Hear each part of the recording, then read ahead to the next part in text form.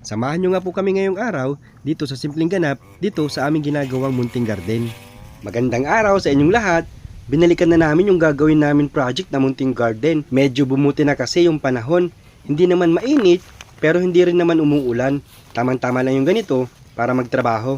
Tinanggal nga muna namin yung mga nakaharang na palapa ng nyog at yung mga malalaking bato para mamaya suwabe na pag grass cutter ko. Maliit lang naman yung area namin dito. So sa estimate ko ay hindi naman kami dito aabuti na maghapon. 1 linggo din yung nakalipas bago kami nakabalik dito. Hopefully ngayon ay magtuloy-tuloy na nga yung pagganda ng panahon para magkaumpisa na kami ng mga pinaplano namin dito. At para magtuloy-tuloy na rin yung mga gagawin naming project dito. Excited na nga ako sa magiging resulta. Kaya ayun, sinimulan ko na kaagad yung pag-grass cutter. Pagpasensyahan nyo na. At hindi pa talaga ako sanay gumamit itong grass cutter. Ang mahalaga naman dito, natanggal namin yung mga damo. Nakakapanghinayang nga yung mga pako na matatanggal. Pero walang magagawa. Kailangan tanggalin kasi para makapag-umpisa na kaming magtanim-tanim dito. Tutubo din naman ulit yan mga pako na yan eh. Kaya okay lang yan. Nakakatuwa talaga ito si mama. Sabi ko, tungpo na lang muna siya doon sa gilid. Pero hindi talaga pumapayag na wala siyang ginagawa. Inabot ako ng halos 2 oras sa pag-grass cutter. Sabi ko kay mama, ay maghanda na ng aming kakainin at malapit na rin kasing magtanghalian. Pinabilib na naman ako dito ni mama.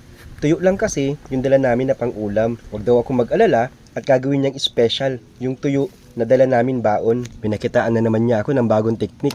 Marami pa talaga akong dapat matutunan sa kanya. Naghiwa lang siya nitong kamatis, sibuyas na puti, nilagyan niya ng siling maanghang, tsaka pinigaan ng kalamansi. Akala ko nga, sausawan lang yung gagawin niya dito.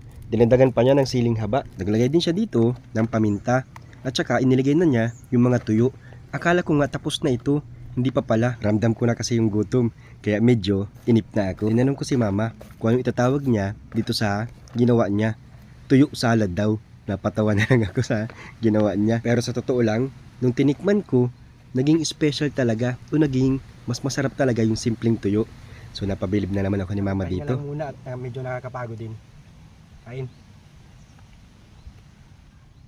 Kung nagustuhan nyo yung ginawa ni mama, please like nyo naman yung video namin and pa-share na rin po kung pwede. Natapos ko na ang i-grass cutter yung sakop namin. So bali bukas po pagbalik namin, kalaykay naman ang bibilhin namin para ipunin po yung mga natanggal na mga damo-damo. Hindi patutuyuin para ma-dispose na po. So yun, ito po yung kabuuan ng aming nasakupan. Mula po dito sa kanto hanggang dun po. Yan po. Si mama. Buti po maganda yung panahon ngayon. So yun lang po Yun lang po muna sa ngayon. Kita-kits po tayo sa next video namin. Maraming salamat. Bye bye.